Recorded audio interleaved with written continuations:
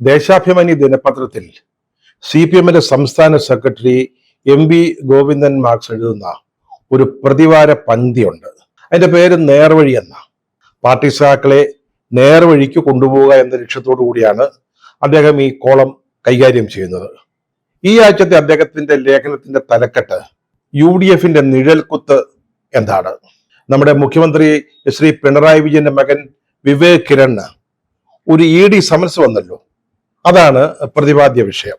സംസ്ഥാനം രണ്ട് പ്രധാനപ്പെട്ട തെരഞ്ഞെടുപ്പുകളിലേക്ക് നീങ്ങുകയാണ് എന്ന് പറഞ്ഞുകൊണ്ടാണ് അദ്ദേഹം തന്റെ ലേഖനം ആരംഭിക്കുന്നത്. തദ്ദേശഭരണ തെരഞ്ഞെടുപ്പ്, പിന്നെ അടുത്ത വർഷം നിയമസഭാ തെരഞ്ഞെടുപ്പ്. തുടക്കം കഴിഞ്ഞാൽ പിന്നെ അദ്ദേഹം ഈ പിണറായി വിജയന്റെ കഴിഞ്ഞ 9 വർഷത്തെ ഭരണ നേട്ടങ്ങൾ വളരെ വിശദമായിട്ട് പ്രതിപാദിക്കുന്നുണ്ട്. ഓഖി മുതൽ അദ്ദേഹം നടത്തിയ കാര്യങ്ങളൊക്കെ, ഈ പ്രളയമുണ്ട്, അതുപോലെ തന്നെ ഉരുൾപൊട്ടൽ, ഇതൊക്കെ അദ്ദേഹം പരാമർശിക്കുന്നുണ്ട്. പക്ഷെ വായിച്ചപ്പോഴേ ഈ ഓഖി ദുരന്തത്തെ കുറിച്ച് മിണ്ടാതിരിക്കുകയായിരുന്നു ഭേദമെന്ന് തോന്നിപ്പോയി. അതായത് ഈ ഓഖി വന്നപ്പോഴേ നമ്മുടെ സെക്രട്ടേറിയറ്റിന്റെ മൂക്കിന് താഴെയുള്ള ഈ കടപ്പുറത്ത്, തിരുവനന്തപുരം കടപ്പുറത്താണ് ഏറ്റവും കൂടുതൽ നാശനഷ്ടങ്ങൾ ഉണ്ടായത്. കടൽ തീരം തകർന്നടിഞ്ഞുപോയി.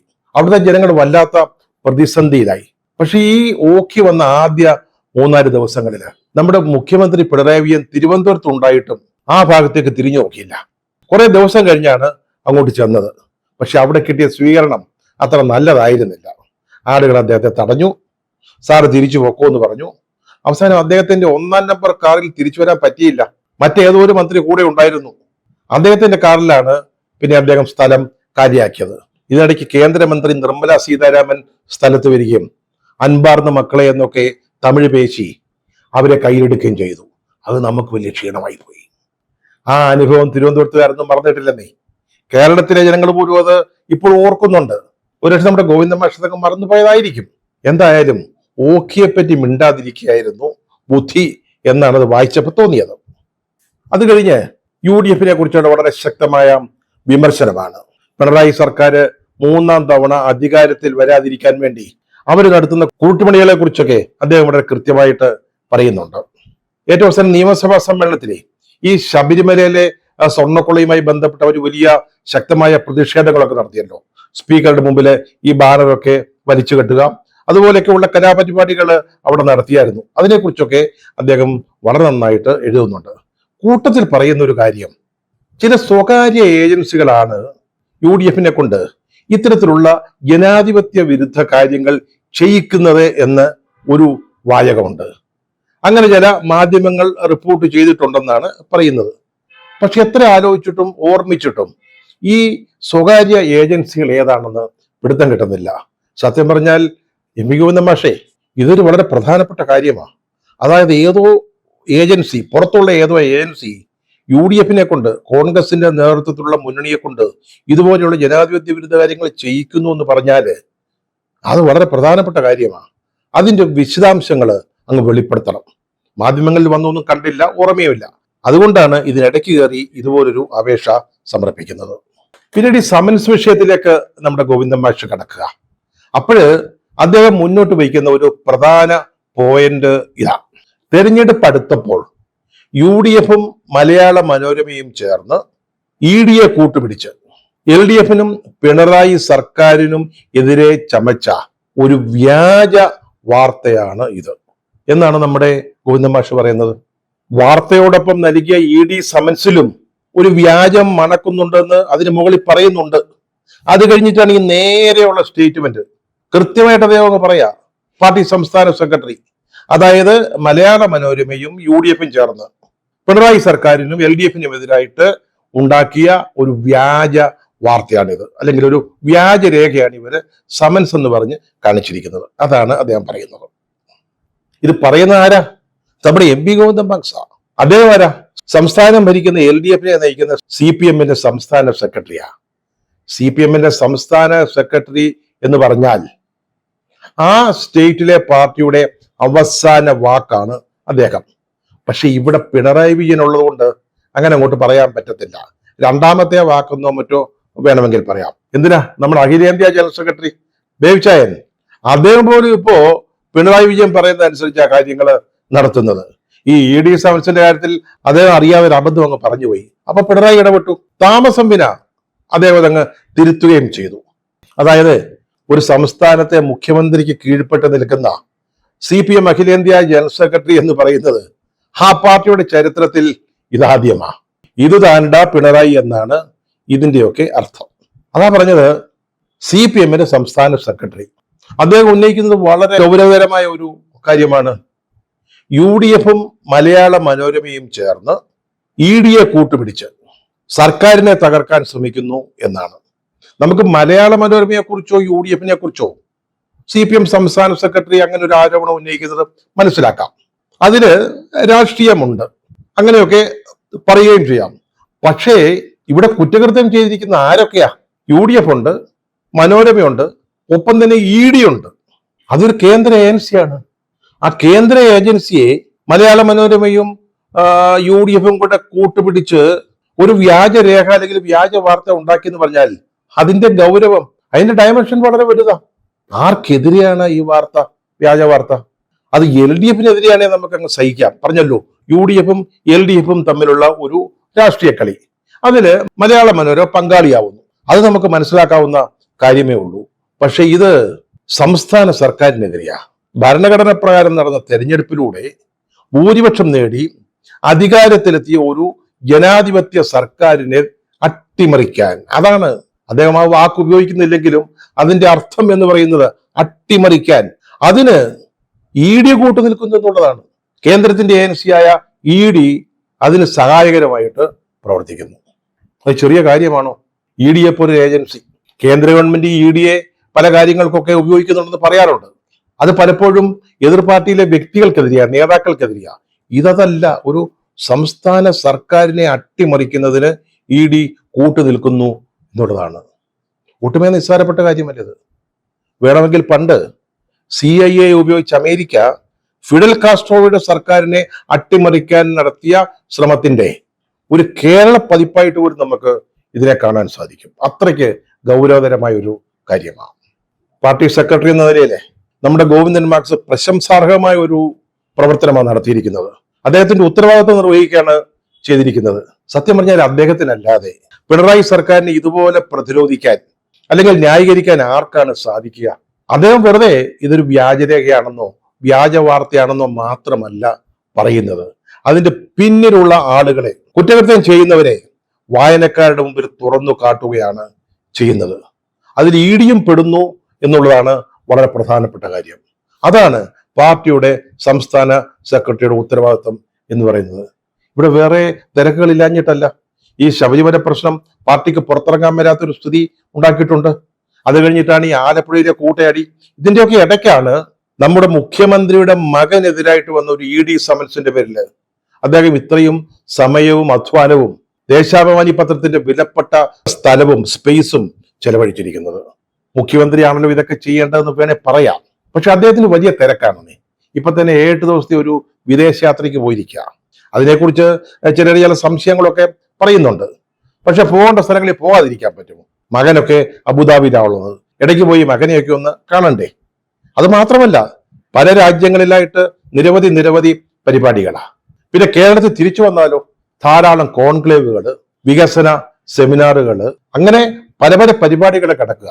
സാധാരണ കല്ലിടലും ഉദ്ഘാടനവും കൂടാതെയുള്ള പരിപാടികളെ കുറിച്ചാണ് ഈ പറയുന്നത്. ഈ കോൺക്ലേവും വികസന സെമിനാറും വളരെ പ്രധാനപ്പെട്ട കാര്യങ്ങളാണ്. അവിടെ ഉരുത്തിരിയുന്ന ആശയങ്ങൾ സ്വീകരിച്ചുകൊണ്ടാണ് അടുത്ത 8 മാസം കൊണ്ട് നമ്മൾ കേരളത്തെ ഒരു വലിയ വികസന കുതിപ്പിലേക്ക് നയിക്കാൻ പോകുന്നത്. അതിനിടയ്ക്കാണ് ഈ ED പ്രശ്നമൊക്കെ വരുന്നത്. ഒപ്പം ഈ ശബരിമലയിലെ സ്വർണ്ണക്കൊള്ള, ഇതിന്റെയൊക്കെ ഇടയ്ക്ക് മകനെ ന്യായീകരിക്കാൻ അദ്ദേഹത്തിന് ചിലപ്പോൾ സമയം കിട്ടിയില്ല എന്ന് വരും. അത് മാത്രമല്ല, ഒരു മുഖ്യമന്ത്രിയാകുമ്പോൾ ചില കാര്യങ്ങൾ സത്യസന്ധമായിട്ട് പറയണമല്ലോ. അതുകൊണ്ടാണ് ആദ്യം ഒരു പത്രസമ്മേളനം നടത്തിയപ്പോഴേ ഇങ്ങനെ ED-യുടെ ഒരു സമൻസ് ഉണ്ടോ ഇല്ലയോ എന്നൊന്നും പറഞ്ഞില്ലല്ലോ നമ്മുടെ മുഖ്യമന്ത്രി. അദ്ദേഹം പറഞ്ഞെന്താ, ഞങ്ങളാരും ഇതൊന്നും കണ്ടിട്ടില്ലെന്നേ ഉള്ളൂ. പക്ഷെ പാർട്ടി സെക്രട്ടറി ആകുമ്പോഴേ കുറെ കൂടെ സ്വാതന്ത്ര്യമുണ്ട്. അത് ED-യും മനോരമയും UDF-ഉം കൂടെ ചേർന്ന് സൃഷ്ടിച്ച ഒരു വ്യാജ വാർത്തയാണെന്ന് പറയാൻ പറ്റും. മുഖ്യമന്ത്രിക്കാവുമ്പോൾ അതിൽ ശകലം വിഷമമുണ്ട്. അത് മാത്രമല്ല, മുഖ്യമന്ത്രിക്ക് ഈ പറഞ്ഞ തിരക്കൊക്കെ ഉണ്ടെങ്കിലും സത്യം പറഞ്ഞാൽ പ്രായോഗികമായിട്ട് ചിന്തിക്കുകയാണെങ്കിൽ ഈ ED സമൻസിന് ഒരു പ്രത്യേക പ്രയോറിറ്റി കൊടുക്കേണ്ടതായിരുന്നു. ഇത് സർക്കാരിനെ അട്ടിമറിക്കാൻ നടന്ന ഒരു ശ്രമമാണ്. നമ്മുടെ ഗോവിന്ദൻ മാഷ് പറയുമ്പോൾ അത് വിശ്വസിച്ചേ പറ്റത്തുള്ളൂ. അതായത് ഈ സർക്കാർ ഒരു അട്ടിമറിക്കിരയാകാതെ നിലനിന്നെങ്കിൽ മാത്രമേ നമ്മൾ ഈ കോൺക്ലേവിലും വികസന സെമിനാറിനും ഉള്ള നിർദ്ദേശങ്ങൾ നടപ്പാക്കാനും ശമ്പള പരിഷ്കരണം, ക്ഷേമ പെൻഷൻ വർധന മുതലായ ബമ്പർ പ്രഖ്യാപനങ്ങൾ നടത്താനും ഒക്കെ സാധിക്കുകയുള്ളൂ. സർക്കാരില്ലേ പിന്നെ എന്ത് ചെയ്യാനാ? അപ്പോ സത്യം പറഞ്ഞാൽ ED സമൻസിന് മുഖ്യമന്ത്രി കുറച്ചുകൂടി ഒരു പ്രയോറിറ്റി കൊടുക്കാമായിരുന്നു. പക്ഷെ പ്രശ്നമില്ല, അദ്ദേഹം വിദേശത്തേക്ക് പോയ സമയത്ത് നമ്മുടെ പാർട്ടി സംസ്ഥാന സെക്രട്ടറി ആ ഉത്തരവാദിത്വം വളരെ കൃത്യമായിട്ട് നിർവഹിച്ചിട്ടുണ്ട്. ഗോവിന്ദൻ മാഷിന്റെ ഈ ദേശാഭിമാനി ലേഖനം 2 വട്ടം വായിച്ചു. എന്നിട്ട് ഒരു സംശയം ബാക്കി നിൽക്കുക. ചേട്ടാ, സർക്കാരിനെ അട്ടിമറിക്കാൻ വേണ്ടി ഇങ്ങനൊരു ശ്രമം നടക്കുന്നു എന്ന് ബോധ്യമായിട്ടും അതിനുള്ള എല്ലാ തെളിവുകളും നമ്മുടെ പക്കൽ ഉണ്ടായിട്ടും ഇങ്ങനെ ദേശാഭിമാനി പത്രത്തിൽ ലേഖനം എഴുതിക്കൊണ്ടിരുന്നാൽ മതിയോ? നമ്മളിതിനെ പ്രതിരോധിക്കണ്ടേ? പ്രതിരോധിക്കല്ല, ചെറുത്തു തോൽപ്പിക്കണ്ടേ? അല്ല, ലേഖനം എഴുതിയിട്ട് എന്താ കാര്യം? അല്ലെങ്കിൽ ദേശാഭിമാനി പത്രത്തിൽ ലേഖന്മാര് ഇതൊന്നും ശരിയല്ല, വ്യാജമാണെന്ന് പറഞ്ഞു കുറച്ച് വാർത്ത എഴുതിയിട്ട് എന്താ കാര്യം? വളരെ പ്രായോഗികമായ എന്തെങ്കിലും നടപടികൾ നമ്മുടെ ഭാഗത്തുനിന്ന് ഉണ്ടാവണ്ടേ? കുറഞ്ഞ പക്ഷം ഒരു പോലീസ് കേസ്, നമ്മുടെ പോലീസല്ലേ ഭരിക്കുന്നതെന്നേ. ആലോചിച്ച് നോക്കിയ ഈ നയതന്ത്ര ബാഗില് സ്വർണ്ണക്കടത്തിനെ കുറിച്ചുള്ള കേസ് വന്നപ്പോഴേ നമ്മൾ എന്തുവാ ചെയ്തത്? EDയുടെ ഉദ്യോഗസ്ഥരെതിരായിട്ട് ക്രൈംബ്രാഞ്ചിനെ കൊണ്ട് നമ്മൾ കേസെടുപ്പിച്ചു.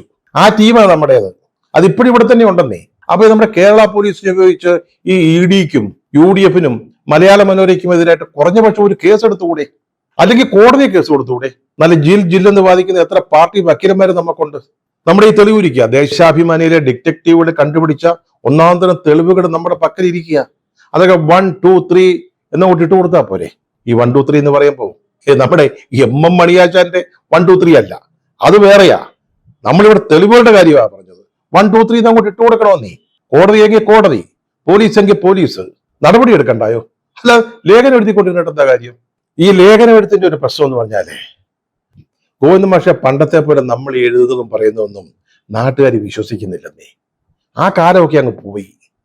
നമ്മൾ എഡിറ്റോറിയൽ പേരിലോ ലേഖനം എഴുതിയെന്ന് വിചാരിച്ചിട്ട് അത് നമ്മുടെ അണികൾ പോലും വിശ്വസിക്കുന്നില്ല. എന്നിട്ട് വേണ്ടേ സാധാരണ ജനങ്ങളെ വിശ്വസിക്കാതെ? അതുകൊണ്ട് നമ്മൾ നിയമത്തിന്റെ വഴിയെ പോകണം. ഇങ്ങനെ സംസ്ഥാന സർക്കാരിനെ അട്ടിമറിക്കാൻ ഒരു ശ്രമം നടക്കുമ്പോഴേ നമ്മൾ നിയമത്തിന്റെയും പോലീസ് നടപടികളുടെയൊക്കെ വഴികൾ ആലോചിക്കണ്ടായോ? അത് ഉപയോഗിക്കണ്ടായോ? ഇനി അതൊന്നും അല്ലെങ്കിൽ പ്രസ് കൗൺസിൽ എന്ന് പറയുന്നൊരു സംവിധാനമുണ്ട് കേന്ദ്രത്തിലെ. അവിടെ പരാതി കൊടുക്കാം. അവിടെ പരാതി കൊടുത്ത് അവരന്വേഷിക്കട്ടെ എന്നേ. എന്തായാലും പ്രസ് കൗൺസിൽ ആയാലും പോലീസ് ആയാലും കോടതി ആയാലും നമുക്ക് ഇവന്മാരുടെ തൊലി ഉരിച്ചു കാണിക്കണം. ഈ UDF അവന്മാര് കുറെ കാലമായിട്ട് നമ്മുടെ പിണറായി സഖാവിനെ ടാർഗറ്റ് ചെയ്ത് നിൽക്കുകയല്ലയോ? പിന്നെ മനോരമ അവരുടെ കൂട്ട പണ്ടോട്ടെ അങ്ങനെയാണല്ലോ. പിന്നെ ED, ഇവരെയൊക്കെ അങ്ങനെ നമുക്ക് വെറുതെ വിടാൻ പറ്റുമോ? കേരളത്തിലെ ജനങ്ങൾ നമ്മളെ 2ാം തവണ ഭരണമേൽപ്പിച്ച് എന്തിനാ? ആ സർക്കാരിനെയാണ് ഇവർ അട്ടിമറിക്കാൻ നോക്കുന്നത്. അങ്ങനെ വെറുതെ അവരങ്ങനെ രക്ഷപ്പെട്ടു പോകുന്നു വേണ്ട. നമ്മൾ എന്തെങ്കിലും ഉടനടി ചെയ്തേ പറ്റത്തുള്ളൂ. അതാ ചെയ്യേണ്ടത്. പ്രസംഗവും ഈ ലേഖനം എടുത്തൊന്ന് അവസാനിപ്പിക്കുക. മറ്റൊത്തിരി പ്രൊവിഷൻസ് ഉണ്ടല്ലോ, നമ്മൾ അതാ ചെയ്യേണ്ടത്. ഞങ്ങൾ സഹാക്കൾ അതിനു വേണ്ടി കാത്തിരിക്കുക. ഈ വ്യാജ സമൻസിന്റെ അത് സംബന്ധിച്ച വ്യാജ വാർത്തയുടെ ഉള്ളുകള്ളികൾ പുറത്തു കൊണ്ടുവന്ന് കള്ളത്തരങ്ങളെ തുറന്നു കാട്ടി നമ്മുടെ പിണറായി വിജയനും അദ്ദേഹത്തിന്റെ മകനും സ്ഫുടം ചെയ്തെടുത്ത സ്വർണം പോലെ തിളങ്ങി നിൽക്കുന്നത് കണ്ടിട്ട് വേണം നമ്മുടെ സഖാക്കൾക്ക് തദ്ദേശഭരണ സ്ഥാപനങ്ങളിലേക്കുള്ള തെരഞ്ഞെടുപ്പിന്റെ ഒരുക്കങ്ങളിലേക്ക് കടക്കാൻ. ഇനി EDയുടെ ഒരു വാക്ക്. ആരോടാ നിങ്ങളുടെ കളി? ജനകോടികള് അവരുടെ നെഞ്ചിലെ കനലായി സൂക്ഷിക്കുന്ന പിണറായി വിജയൻ സർക്കാരിനോടാ. എടോ ED, ഞങ്ങൾക്കങ്ങ് കേന്ദ്രത്തിനും പിടിയുണ്ട് എന്ന് പറയാൻ പറ്റുന്ന ഒരു സാഹചര്യമല്ല ഇത്. പക്ഷെ ഞങ്ങൾ ജനലക്ഷങ്ങളെ രംഗത്തിറക്കും, തെരുവിലിറക്കും. കാസർഗോഡ് വരെ പാറശാല വരെ ഞങ്ങൾ മനുഷ്യ മതിൽ തീർക്കും. വേണമെങ്കിൽ നാമജപ ഘോഷയാത്ര നടത്തും. ചേടാ, പമ്പയില് ആഗോള അയ്യപ്പ സംഗമം നടത്താമെങ്കിൽ ഞങ്ങൾക്ക് എന്താ ഈ സർക്കാരിനെ രക്ഷിക്കാൻ ഒരു നാമജപ ഘോഷയാത്ര നടത്താൻ പാടില്ലേ? അല്ലെങ്കിൽ അങ്ങ് ഡൽഹിയിൽ ജന്തർ മന്ദിറില് നിങ്ങളുടെ മൂക്കിന് താഴെ ഞങ്ങള് സമരം നടത്തും. ഗോവിന്ദൻ മാഷയുടെ അപേക്ഷ ഉണ്ട് കേട്ടോ. നമ്മളിപ്പോ ED സമൻസിനെ കുറിച്ച് എഴുതിയതുപോലെ പഠനാർഹവും പണ്ഡിതോചിതവും സമഗ്രവും പ്രൗഢവുമായ ഒരു ലേഖനം നമ്മുടെ ഈ ശബരിമല സ്വർണ്ണക്കൊള്ളയെക്കുറിച്ചും എഴുതണം. നമ്മുടെ അണികൾക്ക് ലേശം കൺഫ്യൂഷൻ ഉണ്ട്. മാഷ് ഒരു ലേഖനം എഴുതിയാൽ അതങ്ങ് മാറിക്കോളും. പക്ഷെ ഒരു കാര്യം ശ്രദ്ധിക്കണം, അതിൻ്റെ കൂട്ടത്തിൽ കൊടുക്കുന്ന ചിത്രം ഉണ്ടല്ലോ, നല്ല ക്ലാരിറ്റി ഉള്ളതായിരിക്കണം, നല്ല ക്ലിയർ ആയിരിക്കണം. ED സമൻസിനെ കുറിച്ചുള്ള ലേഖനത്തിൻ്റെ കൂടെ കൊടുത്ത ചിത്രമേ അതിനൊരു തെളിച്ചം കിട്ടിയില്ല. പേരാമ്പ്രയിൽ UDF പ്രവർത്തകര് സ്ഫോടക വസ്തു എറിയുന്നതിന്റെ ദൃശ്യം എന്നാണ് അടിയിൽ ക്യാപ്ഷൻ. പക്ഷെ ക്യാപ്ഷനേ ഉള്ളൂ, കുറച്ച് തീയും പുകയും ഇരുട്ടും, അതല്ലാതെ ഒന്നും കാണാനില്ല. ഇത് പേരാമ്പ്രയിലെ ചിത്രമാണോ, ഇനി ഗാസയിൽ നിന്ന് കിട്ടിയതാണോ, അതോ ഇനി ഏതെങ്കിലും ക്ഷേത്രത്തിലെ ഉത്സവ ദിവസം എടുത്തതാണോ, ഒന്നും അങ്ങോട്ട് പിടുത്തം കിട്ടുന്നില്ല. അതുകൊണ്ട് അടുത്ത ലേഖനത്തില് കുറെ കൂടെ തെളിച്ചമുള്ള ചിത്രം കൊടുക്കണം.